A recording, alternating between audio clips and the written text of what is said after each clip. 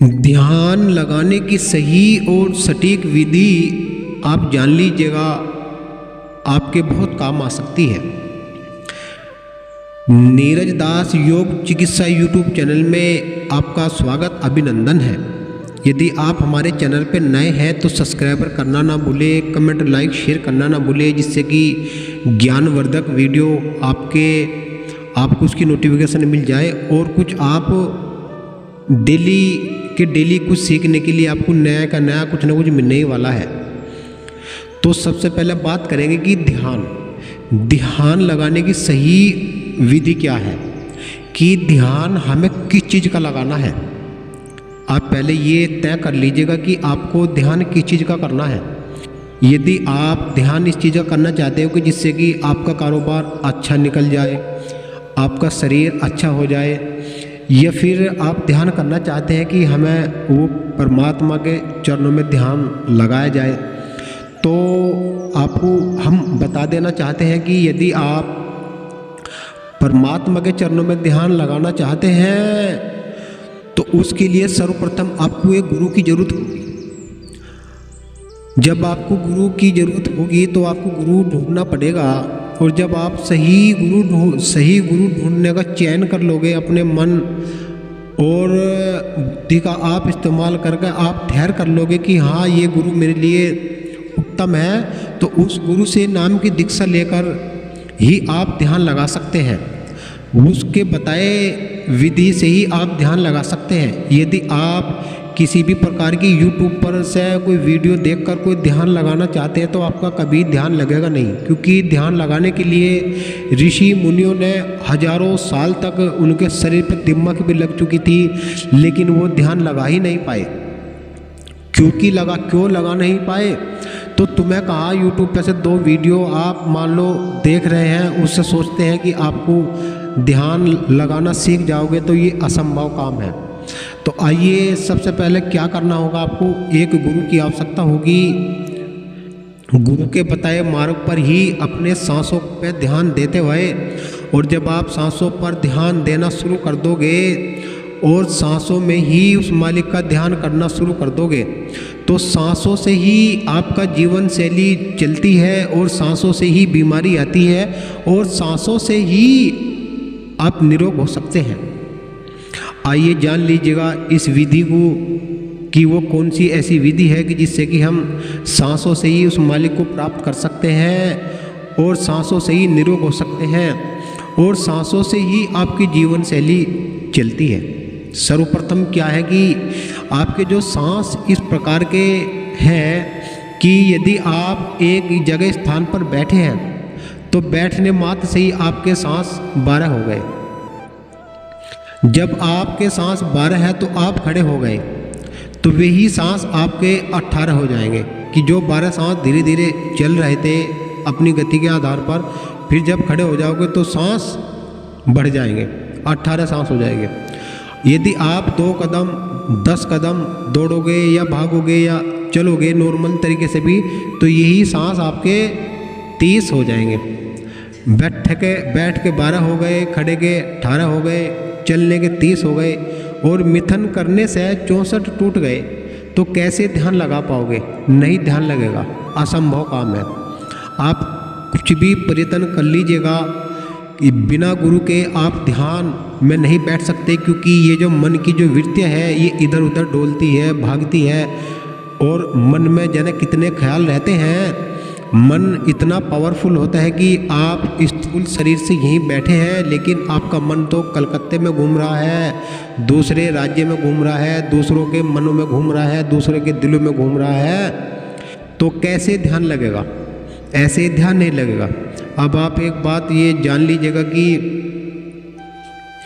जब आप सांसों का भेद कर लोगे कि सांस कितने प्रकार की होती है, और सांसों में ही सुमरन करना है, जो गुरु के द्वारा मिले हुए मंत्रों का ही जाप आप कर सकते हैं। अन्यथा यदि आपने इधर उधर से कोई मंत्र पकड़ ली है तो वो फिर आपको बहुत नुकसान हो सकता है। क्यों नुकसान हो सकता है? क्योंकि मैं आपको एक छोटी सी कथा बता देता हूँ यहीं पे, कि किसी एक जंगल में एक साधु रहता था। वो साधु इतना शक्तिमान साधु था कि वो मालिक परमात्मा ने उसको वचन दिया था कि जब तक तू यहाँ इस शरीर में जीवित रहेगा, जब तक तेरा जो खाने पीने का जो भी मसला है वो हम देख लेंगे। तो ऐसा ही हुआ। आकाश से रोज उसके लिए 2.5 सेर चावल आते थे। 2.5 सेर का मतलब आप जानते हो कि उस समय की तुलना में और आज की तुलना में यदि उसका अनुपात लगाओगे तो बहुत ऐसे बैठेगा कि एक आदमी खुराक बैठेगा। तो आकाश की तरफ से आते थे। उन मालिक उसको 2.5 सेर चावल रोज ही देने का उसने वादा किया था उससे, और वो उन चावलों को उबाल कर रोज खाकर उस मालिक का भजन साधना मेडिटेशन करता था, और वो बड़ा ही आनंद में सुख में जीवन जी रहा था। ऐसे ही चलता रहा, बहुत लंबे समय तक चलता रहा। ऐसे ही तो एक घर गृहस्थी वाला दुखी व्यक्ति जो अपने घर से राड भीड़ करके और वो उस महाराज के दौरे पहुंच जाता है। देखता क्या है कि महाराज जी कुटिया है, और वो महाराज जी से जाकर बंदगी करता है और कहता है महाराज मैं जीवन से बहुत दुखी हो गया हूँ, बस मैं घर नहीं जाना चाहता, मैं आपकी ही सेवा करना चाहता हूँ। महाराज बोले ठीक है भाई। महाराज ने सोचा कि 1-2 दिन में यो चला जाएगा, जब इसका मन शांत हो जाएगा तो चला जाएगा। तो ऐसे ही जो चावल आते थे महाराज के, महाराज जो है उसको वे चावल दे दिए कि ले भाई बना ले और खा ले। उसको क्या पता था कि ये चावल जो है मालिक परमात्मा उसको आकाश से देते हैं। ऐसा ही हुआ कि वो 1 दिन 2 दिन रहा। महाराज कहने लगे कि भाई तू अपने घर नहीं जाना चाहता? वो कहता महाराज मैं तो आपके ही चरण में रहना चाहता हूँ, कि जो मौज मुझे आनंद मिल रहा है मुझे वहाँ नहीं मिलता, मैं आपके ही पास रहना चाहता हूँ। महाराज कहते हैं कि बेटा यहाँ खाने की बड़ी समस्या है। कहने लगा समस्या कैसे है महाराज, मैं तो ठीक खा रहा हूँ। कहने लगे तू जो खाता है वो मेरे ही भाग का होता है, और वो मालिक सतगुरु ने मेरी खुराक 2.5 सेर चावल की मुझको देते हैं रोज, और वही मैं तुझको दे देता हूँ। तुझको ऐसा लगता है कि मैं भी खाता हूँ, मैं खाता नहीं हूँ, मैं तुझको ही खिला देता हूँ वे चावल।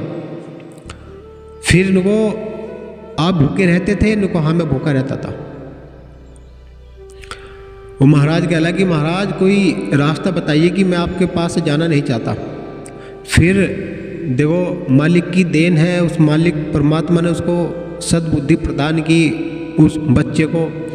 वो आदमी कहने लगा तो महाराज एक बात मेरी सुन लीजिएगा, मैं आपको छोड़कर नहीं जाना चाहता, मेरा तो मन आपके चरणों में ही लगता है। तो नुको फिर कैसे खाने के बिना कैसे रहेगा तू? यदि मैं तुझको ये भोजन अपना दे दूंगा तो फिर मेरा गुजारा होना भारी हो जाएगा, तो ऐसे काम चलेगा नहीं। तो वो युवक कहता है तो महाराज आप इन चावलों का जो मान है वो उसका क्या इस्तेमाल करते हैं आप? वो कहता है मैं इस चावलों का मान का कोई इस्तेमाल नहीं करता, उसको फेंक देता हूँ। तो फिर ठीक है, तय हो गया कि मैं आपके ही पास रहूँगा, बस चावल तो मैं आपको रोज़ बनाकर दूंगा अपने हाथों से, और वो मांड का सेवन मैं कर लिया करूँगा, वो जीवन मेरा भी कट जाएगा और आपका भी। बोला ठीक है भाई, मुझको कोई आपत्ति नहीं है।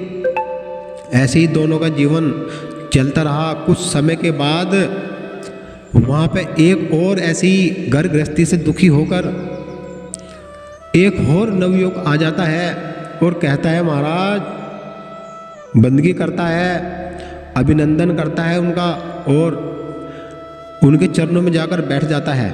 कहता है महाराज मैं घर गृहस्थी से बड़ा दुखी हो चुका हूँ, मुझे आप अपनी शरण में लगा लीजिएगा। उसने कहा भाई यहाँ खाने की बड़ी किल्लतें हैं। कहला आप कहाँ से खाते हो? महाराज कहते हैं अरे भाई 2.5 सेर चावल मालिक परमात्मा सतगुरु देते हैं मुझको, उन्होंने नियति ही देने का मुझको वादा कर रखा है, तो 2.5 सेर चावल मेरे नाम के आते हैं मालिक से। वो बोले फिर यो क्या खाता है जो आपका शिष्य है? कहने लगा यो मान पी लेता है। फिर महाराज तय हो गया कि मैं आपके ही पास रहूँगा, फिर खाने का कैसे करेगा तू? कहने लगे महाराज ये जो चावल है इन चावलों को तो बनाकर हम आपको दे दिया करेंगे और मांड ये पी लिया करेगा, और जो चावलों का जो पानी है महाराज उससे मैं अपना जीवन काट लूँगा, पर मैं आपको छोड़ कर जाना नहीं चाहता। ऐसा ही हुआ। तीनों अपनी रजामंदी से खुश मिजाज से रहते थे। दोनों शिष्य और वे महाराज रह ही रहे थे। मालिक ने परमात्मा ने उनको एक अवसर प्रदान किया कि उनकी परीक्षा की घड़ी आ गई। जब उन्हें बहुत लंबा समय साधना करते हुए, मेडिटेशन करते हुए, ध्यान लगाते हुए, सांसों में सुमन करते हुए उनका जो है परीक्षा की घड़ी आ गई। क्योंकि बिना परीक्षा के मालिक किसी को आज्ञा नहीं देता, पहले उसको परीक्षा लेता है। जिस प्रकार से कुम्हार जो है बर्तन बनाता है, फिर उसमें देखता है कि वो सही पका है या नहीं पका है। यदि नहीं पका तो उसको फोड़कर दोबारा पका देता है। ऐसे ही वो मालिक परमात्मा अपने बच्चों की, अपने शिष्यों की परीक्षा लेता है। यदि परीक्षा में सफल हो जाते हैं तो ही अपने पास बुला लेते हैं। तो जानते हैं कि उनके साथ में ऐसा क्या हुआ। ऐसा ही हुआ कि पहले ध्यान लगा लिया, उस महाराज ने ध्यान लगा लिया और ध्यान लगाकर सुरती लगा ली। जब सुरती लगा ली, सूरत शब्द योग के द्वारा वो मालिक परमात्मा से मिलने के लिए चल दिए। तो वो रास्ते में देखते हैं कि एक चील एक सांप को अपनी चोंच में भींच कर ले जा रही है और उसके अंदर दया की भावना आ गई। उसके अंदर दया की भावना इस प्रकार से आ गई कि तेरे सामने एक जीव दूसरे जीव की ऐसी दुर्दशा हो रही है, तो उसको जो है दया आ गई और उसने उस चील से उस सांप को छुड़ा दिया। जैसे ही छुड़ा दिया, ऐसे ही वो मालिक परमात्मा के पास जब गया, वो मालिक उसको परमात्मा कहते हैं, अरे मूर्ख, तूने वो चील भूखी छोड़ दी, वो तो उसकी खुराक थी, वो तो जन्मों जन्तार से उसका दोनों का लेन देन चल रहा था कि एक जन्म में उसको खाता है, एक जन्म में उसको खाता है। तूने उसको भूखा छोड़ दिया, उसकी आत्मा दुख रही है, जा नीचे जा, फिर दोबारा से भक्ति करके ला। ऐसा ही हुआ, वो नीचे आ गया। सारा वृत्तांत जो है जो रास्ते में हुआ था उन दोनों शिष्यों को बता दिया उसने। बताने के उपरांत में जो वो मांड पीने वाला शिष्य था, अब उसकी बारी आ गई परीक्षा देने के लिए। जब उसकी परीक्षा देने की बारी आ गई, ऐसा ही हुआ कि वो जो है मालिक के मंत्रों में मगन हो गया और सूरत शब्द योग के द्वारा उसने अपनी आत्मा को परमात्मा में ले जाने का प्रयास कर ही रहा था। तो सूरत शब्द योग के द्वारा उसने अपने स्थूल शरीर छोड़ दिया और आत्मा को उस मालिक के पास रास्ते में सफ़र कर रहा है। जितना आप यहाँ बाहर अड़ंगा देखते हो, जो यहाँ ब्रह्मांड में है, जो इस दुनिया में है, वही ब्रह्मांड में है। ऐसा ही वहाँ मामला है। वहाँ कोई देश नहीं है, वहाँ एक सतगुरु की अखंड ज्योति है। तो वहाँ क्या होता है, उसके जो मांड पीने वाला जो उनका शिष्य था कि वो ध्यान लगा लेता है और ऐसे ही उसको भी परीक्षा देनी होगी। तो जो चील है, वो चील जो है एक सांप को ले जा रही है, वो दृश्य उसके सामने आया और उसने वो छुड़ाया नहीं, उसको ऐसे ही छोड़कर मालिक के पास पहुंच जाता है। मालिक सतगुरु परमात्मा कहते हैं, अरे निर्दयी, तेरे सामने एक चील एक जीव दूसरे जीव को सता रहा है, क्या तूने उसको ध्यान नहीं दिया? तेरे अंदर उसके अंदर कोई दया की भावना नहीं आई? अब वो देखते ही, ये बात सुनते ही वो बड़ा चंकित हुआ कि मेरे महाराज के साथ में भी ऐसा ही हुआ और मेरे साथ में भी ऐसा ही हुआ। जा नीचे जा और फिर दोबारा नई तरीके से भक्ति कर कर ला। ऐसा ही हुआ। अब नीचे जाकर ये सारा वृत्तांत जो है, वो जो चावलों का पानी पीने वाला था उसको सुना दिया। सारा वृत्तांत सुनाने के बाद में क्या हो जाता है कि वो बड़ा चौकस हो जाता है कि ये दोनों तो अपनी परीक्षा में विफल हो चुके हैं कि हे महाराज, मुझको इस परीक्षा में पास करना, क्योंकि उस मालिक के बिना कोई परीक्षा में पास हो ही नहीं सकता। ये कोई परीक्षा पढ़ाई लिखाई की नहीं है। जिस प्रकार पढ़ाई लिखाई की भी परीक्षा होती है, उस समय भी बड़ी बुद्धि चेतन करनी पड़ती है, और जब चेतन बुद्धि कर लोगे तभी परीक्षा में पास हो पाओगे, नहीं तो नंबर 0/0 ही आएगा वहाँ पे। ऐसा ही हुआ जब उस चावल का पानी पीने वाले के साथ में उनने भी अपना सूरत शब्द योग के द्वारा स्थूल शरीर को छोड़ दिया, और छोड़ने के उपरांत में वो मालिक परमात्मा के द्वारा जाता है, तो वो देखता क्या है कि रास्ते में एक चील एक सांप को ले जा रही है, वही दृश्य उसके सामने आया। उसको कुछ करना नहीं था, न उनने उस पर ध्यान दिया, कुछ उसने ध्यान नहीं दिया।